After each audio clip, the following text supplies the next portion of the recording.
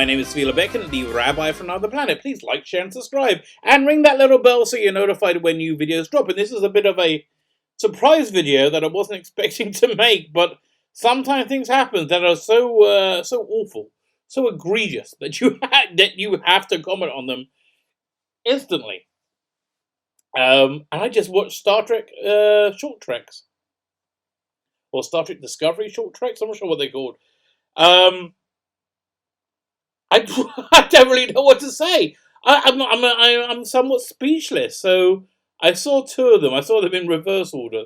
First one I saw was called Ephraim and Dot. So my first question of both of these, well, my first question of the second one rather than the first one, Ephraim and Dot, is who is this for? It's it seems to be aimed at young children and use Star Trek motifs and scenes and imagery, whilst at the same time having absolutely no respect for Star Trek whatsoever, and no internal cohesion, and like no internal logic. So look, Star Trek in general is aging out. They want to bring in younger people. This is not the way to do it. You know, God, this is what happens when you hire deeply untalented people to work on your franchise. You come up with utter crap.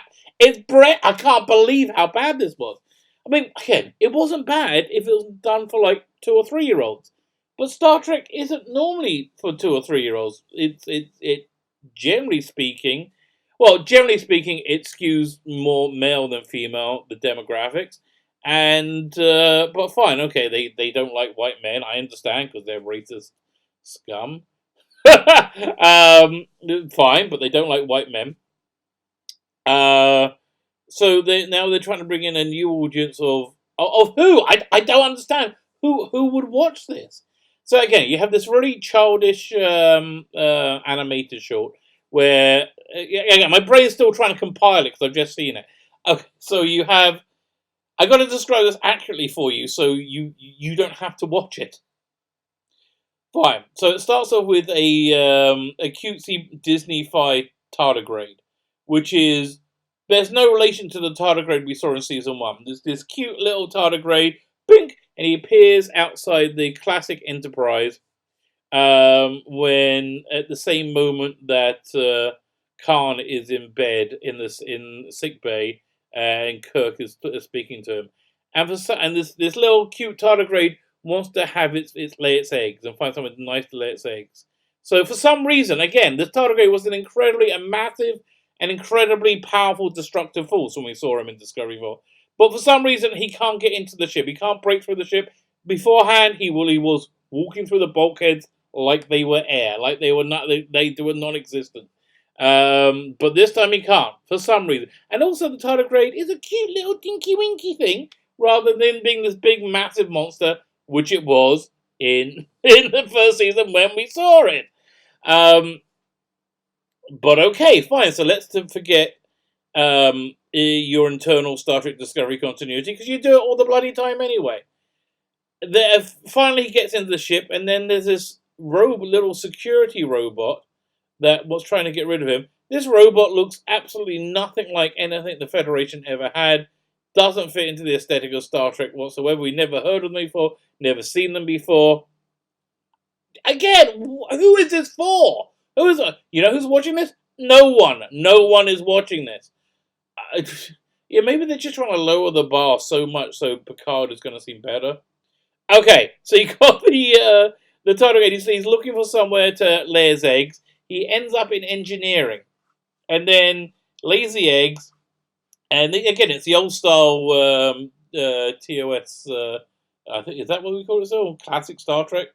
And then the little robot finds him again and chases him out the ship. And he's chasing the ship, and for some reason, the ship keeps. I'm not sure if we're jumping in time or he's just chasing it a very long time, because you see go through all these like iconic moments of Star Trek. I saw this was directed by what's his name, the composer for JJ Trek, Michael, who's a pretty good composer. I kind of liked his work on it.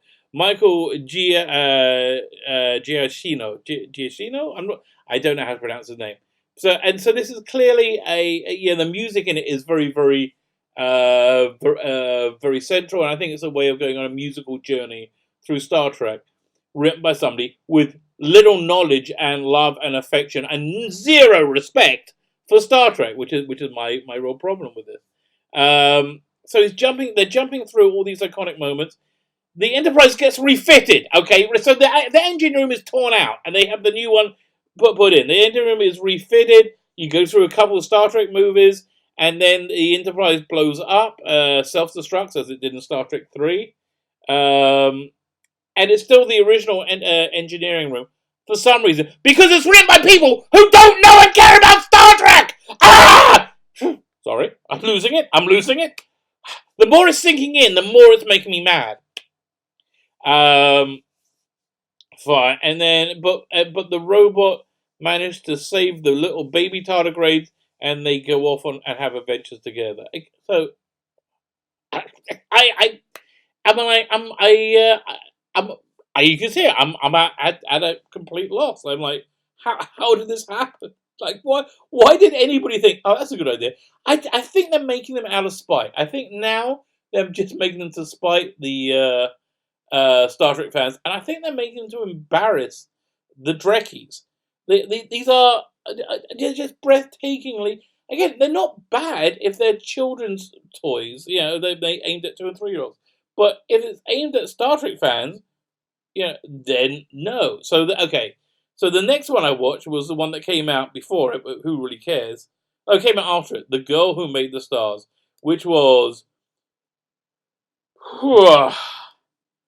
everything that is failing in culture right now, encapsulated in about a 7-minute cartoon.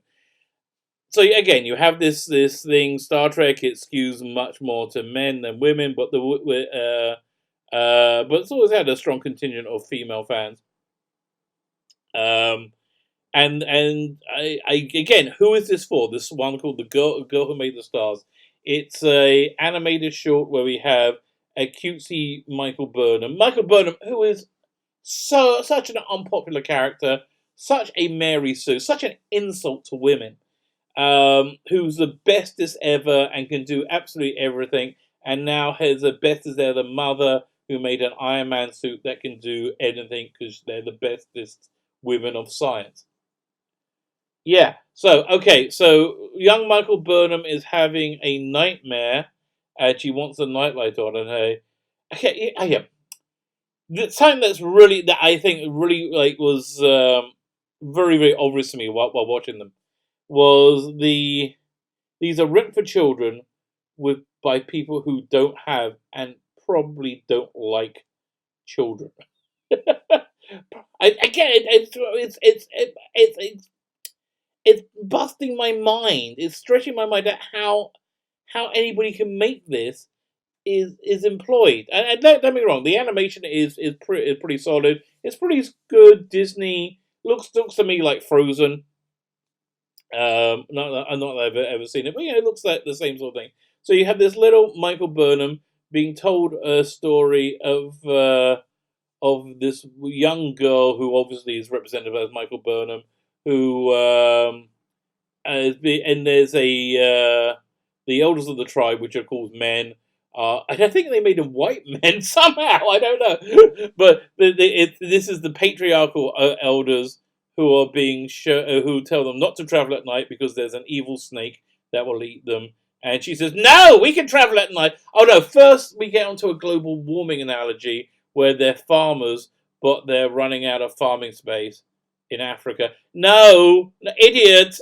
Okay, nomadic farmers were nomadic, and they moved when when they needed fresh soil.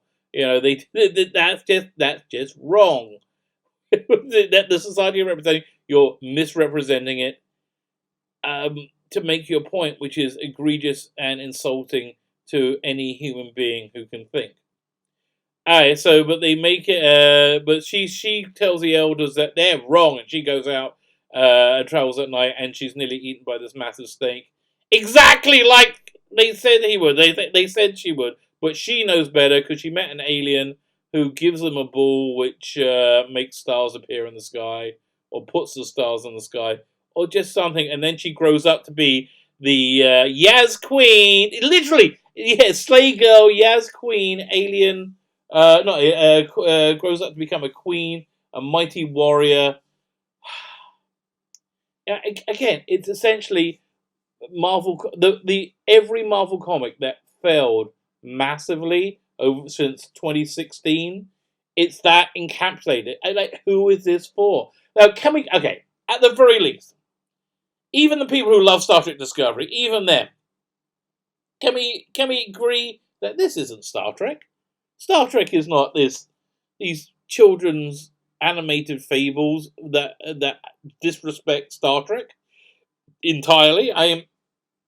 This is just not Star Trek. I think that's what we're all saying, probably in how reviews it, but I don't know how you can call this Star Trek. I don't know how you can say you like Star Trek and you also like this, because these are two markedly different things, aimed at no one. I think probably made out of spite to just make to make the detractors seem foolish. I don't understand. I think it's. I mean, this whole season of Short Checks has been a face saving thing, and they've all been awful. Let's just go through them a second. You had Q&A with the singing Spock. Yeah, because that makes sense, and he's also helped by number one be the bestest Spock ever. Trouble with Edward, more evil white men destroying the world. That actually had the worst captain ever, who was a female Latina. Literally the worst captain that's ever appeared in any Star Trek. What was it? Ask Not? When Star Wars 20 Aces attack, Captain Cadet Thera Sidru is given oh, that one. Yeah. Oh, that's the one where Captain Pike, where they trying to get her to break the rules and she won't, and then that's her application to join the Enterprise. Again, just making yes. If you believe women are like baby brained imbeciles that need constant validation, this show is for you. But I would also posit you're probably a bigot and a sexist if that's what you think. Then we have these two ones, and then we got Children of Mars coming on January 9th. There's a bit in what's it, The Girl Who Made the Stars, where young Michael Burnham, or the young Michael Burnham surrogate, hides her face so she doesn't see the big snake about to eat her because she can't bear to watch it. That's kinda, I think, what Star Trek fans feel about Star Trek Discovery and Star Trek Short Treks. This is not Star Trek. It's just shockingly bad. My name is Phila Beckett, the Rabbi from Another Planet. Please like, share, and subscribe. Ring that little bell so you're notified when new videos are. Oh, and also a big thank you to Mecha Random 42 for making not one but two videos about one of these ones. I think the second one, which brought it to my attention, which made me watch it because it's so bad. It's so bad. Thank you for watching. Have a great day.